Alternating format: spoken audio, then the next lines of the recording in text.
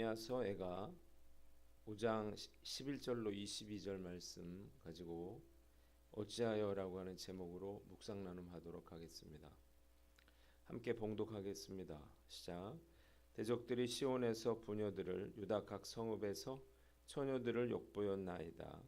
지도자들은 그들의 손에 매달리고 장로들의 얼굴도 존경을 받지 못하나이다. 청년들이 맷돌을 치며 아이들이 나무를 치다가 엎드려 지우며 노인들은 다시 성문에 앉지 못하며 청년들은 다시 노래하지 못하나이다. 우리의 마음에는 기쁨이 그쳤고 우리의 춤은 변하여 슬픔이 되었사오며 우리의 머리에서는 면류관이 떨어져 싸우니 오라 우리의 범죄 때문이니이다. 이러므로 우리의 마음이 피곤하고 이러므로 우리 눈들이 어두우며 시온산이 황폐하여 여호가 그 안에서 노나이다. 여호와여 주는 영원히 계시오며 주의 보좌는 대대에 이르나이다. 주께서 어찌하여 우리를 영원히 지시오며 우리를 이같이 오래 버리시나이까. 여호와여 우리를 주께로 돌이키소서. 그리하시면 우리가 주께로 돌아가겠사오니 우리의 날들을 다시 새롭게 하사 옛적 같게 하옵소서. 주께서 우리를 아주 버리셨사오며 우리에게 진노하심이 참으로 크시니이다. 아멘. 오늘 본문 먼저 11절로 14절 말씀 봅니다. 오늘 11절에서 14절에는 총체적인 그런 비극에 대해서 나와 있습니다. 시온에서는 여인들이 짓밟히고 유다 성읍에서는 처녀들이 짓밟혔습니다. 신앙의 순결을 스스로 포기했던 남유다 백성들은 하나님의 심판을 받아서 육체적인 정결함마저도 유지할 수가 없게 되었습니다. 지도자들은 나무에 매달려 죽고 장로들은 천대를 받았습니다. 젊은이와 아이들은 강제 노역으로 비틀거렸고 노인들은 사라지고 젊은이들은 더 이상 노래를 부를 수가 없었습니다. 본문이 우리에게 주는 교훈이 있는데 주어진 일상에 감사하라는 것입니다. 하나님이 성전을 떠나시자 유다 사회의 모든 질서가 무너지고 무법천지가 되고 말았습니다. 모든 백성들은 남녀노소를 가리지 않고 수치와 굴욕과 고통을 당하게 됐어요. 당연하다라고 생각했던 모든 일상이 순식간에 다 무너져 내렸습니다. 뭘 알 수 있습니까? 하나님 없이도 당연하게 유지될 수 있는 삶은 없고 주어진 일상이야말로 정말 감사해야 할 것이라는 것입니다. 제가 일상을 사는 것의 중요성을 깊이 깨닫게 된 계기는 바로 코로나였습니다. 코로나로 인해서 모든 일상이 다 중단됐죠. 만남이 사라지고 여행이라든지 취미생활도 하기가 어려웠어요. 학생들은 학교도 가지 않았고 직장인들도 재택근무를 했으니까요. 가장 힘들었던 것은 예배와 교회 사역을 전혀 할 수가 없었다는 것입니다. 물론 코로나 기간 동안에 저는 아내의 유방암 투병을 도울 수 있었지만 일상을 산다고 하는 것이 얼마나 중요한 일인지를 정말 깊이 깨닫게 되었습니다.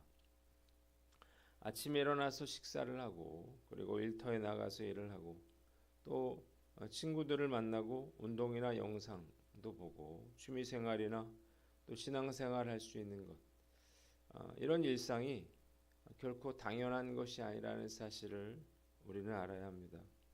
하나님께서 허락해 주셨기에 누릴 수 있는 거죠. 그런데 우리는 이런 일상의 중요성에 대해서 알지 못하고 감사하지 않습니다. 당연한 것으로 여기기 때문이에요. 그러나 결코 그렇지 않습니다. 하나님의 보호하심이 끊긴다면 이 나라에도 유다에서 일어났던 그런 총체적인 비극이 일어날 수 있는 것입니다. 오늘 난 어떤가? 우리가 돌아봐야 되겠죠. 나는 과연 주어진 일상에 얼마나 감사하는 마음을 가지고 있습니까? 일상을 허락하신 하나님께 감사하는 마음으로 우리에게 주어진 그러한 시간들을 후회 없이 살아가는 저와 여러분들 되시기를 주님의 이름으로 축원합니다. 두 번째는 비극의 원인에 대해서 나와 있습니다. 15절로 18절 말씀인데 백성들의 마음에서 즐거움이 사라지고 춤은 변하여 통곡으로 바뀌었으며 머리에서는 면류관이 떨어졌습니다. 이 모든 참상의 원인은 죄 때문이었죠. 죄로 인해서 모든 불행이 시작된 것입니다. 예레미야 선지자는 그래서 가슴이 아프고 눈마저 어두워졌다 이렇게 말했어요. 시온은 여우들만 득실거리는 그런 폐허가 되었습니다. 자, 오늘 본문이 주는 교훈이 있는데 죄의 두려움을 알라, 무서움을 알라는 것입니다. 우리는 죄가 얼마나 무서운 것인지를 분명히 알아야 합니다. 죄는 우리의 모든 것을 한순간에 빼앗고 무너뜨리는 힘이 있습니다. 그런데도 많은 성도들이 죄의 무서움에 대해서 잘 알지 못해요.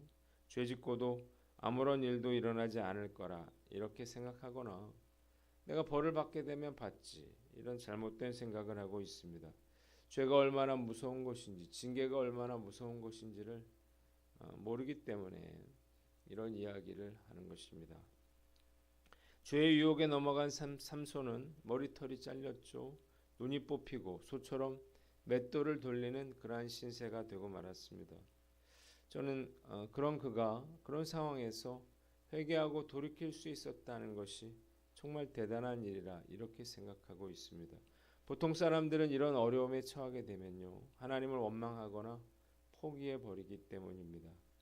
죄의 유혹에 넘어가게 되면 덫에 걸린 것처럼 죽을 때까지 빠져나올 수가 없는 것입니다. 죄의 무서움을 알아야 합니다. 관심을 가지고 주변 사람들의 모습을 돌아보면 정말 많은 사람들이 죄의 종이 되어서 고통을 받고 있다는 사실을 우리는 깨닫게 됩니다. 많은 사람들이 음란의 종이 되어서 고통받고 있습니다. 드러나지 않아서 그렇지 지금도 또 다른 엠번방을 기웃거리는 사람들이 적지 않을 것입니다. 이유가 뭘까요? 중독성 때문이에요. 한번 음란물이나 또 도박이나 마약이나 성중독에 빠지면 헤어나오기가 어렵습니다. 중독이 되기 때문이에요. 바울은 죄의 종으로 사망에 이르고 혹은 순종의 종으로 의에 이른다 이렇게 말했습니다. 죄를 지으면 죄의 종이 되고 결국 사망에 이르게 되는 것입니다. 그러니까 내가 죄의 종이 되어서 사망에 이르게 될 것인지 아니면 의의 종이 되어서 영생을 얻을 것인지는 결국 나에게 달린 거예요. 죄는 작은 유혹으로 시작이 됩니다. 그러나 그 작은 죄가 나를 얽어매어 죄의 종으로 삼고 결국 사망으로 이끌어간다는 사실을 깨달으시기를 바랍니다. 때문에 우리는 작은 유혹에 넘어가지 않도록 그렇게 깨어 있어야 하는 거예요. 흔히 성도들은 죄를 하지 말라고 하는 것 이것만 생각하는 경향이 있는데 하라는 것을 하지 않는 것도 죄라는 사실을 깨달으시기를 바랍니다. 기도하기를 쉬고 전도하지 않는 것도 죄라고 하는 거예요. 소극적인 의미의 죄뿐만 아니라 적극적인 그러한 의미의 죄도 짓지 않도록 최선의 노력을 기울이는 저와 여러분들 되시기를 주님의 이름으로 축원합니다. 마지막으로 19절로 22절은 주께서 돌아오시기를 기도했다는 거예요. 예레미야 선지자는 하나님께서 그의 나라와 백성들을 영원히 다스려 달라고 기도하고 주의 보좌가 세세토록 있음을 고백했습니다. 하나님께서 영원하신 분이심을 찬양하는 거예요. 이어서 그는 왜 하나님께서 자신들을 생각지 아니하시고 오랫동안 그렇게 방치해 두시는지를 묻습니다. 예레미야 선지자는 하나님께서 돌이켜 주신다면 기꺼이 돌아가겠다 이렇게 고백을 했어요. 그들을 다시 새롭게 해주셔서 옛날과 같게 해달라는 거예요. 그는 하나님께 주께서 아주 그들을 버리셨는지 진노를 풀지 않으실 것인지를 반문했습니다. 자, 오늘 본문이 주는 교훈이 있는데 소망을 가져라는 것입니다. 예레미야 선지자는 당돌하게도 어찌하여 하나님께서 자기 백성을 생각지 않으시고 버려두시느냐 이렇게 따져 물었습니다. 이유가 무엇인가요? 하나님께서 결코 당신의 백성들을 잊으시거나 버리시거나 방치하시지 않는다는 사실을 알고 있었기 때문입니다. 그는 그래서 절망적인 상황 속에서도 다시 예전과 같이 그렇게 회복시켜 달라고 부르짖어 기도하고 있습니다. 그의 마음속에 다시 한번 소망이 생겨났기 때문입니다.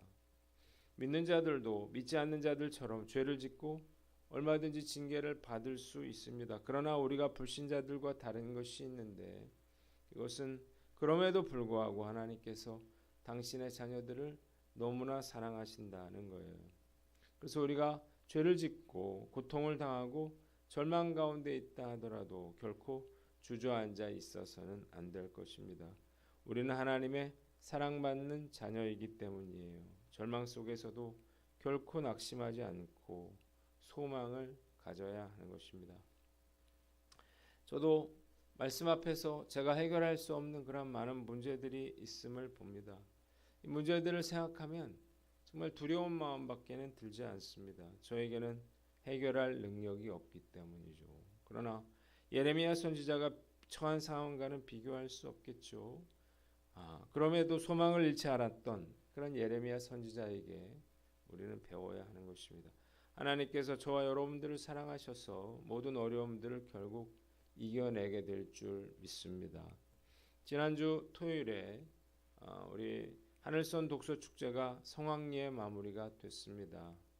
준비 과정도 쉽지 않았고 과연 요즘 같은 때에 아이들이 많이 올지 걱정이 정말 많았어요.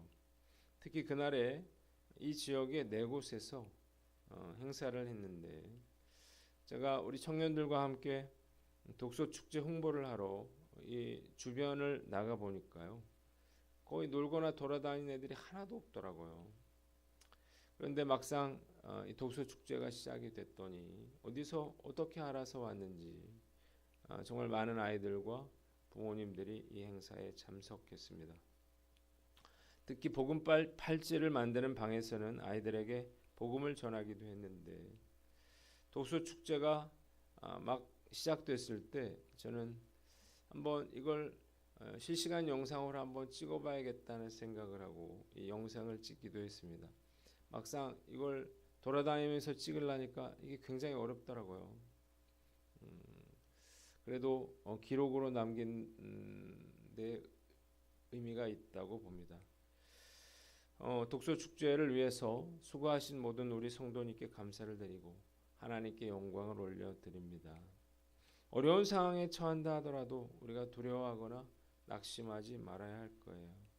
낙심은 사탄이 주는 마음이에요. 예레미야 선지자처럼 우리의 영혼이 소망을 가지고 다시 시작할 수 있도록 우리 영혼을 향해 담대히 외침으로 끝까지 믿음의 길을 달려나가는 저와 여러분들 되시기를 주님의 이름으로 축원합니다. 기도하겠습니다. 하나님 아버지 감사합니다. 오늘 말씀을 통해서 우리가 어떤 상황에서도 소망을 잃지 않고 그 믿음의 길을 달려나가게 하여 주시옵소서.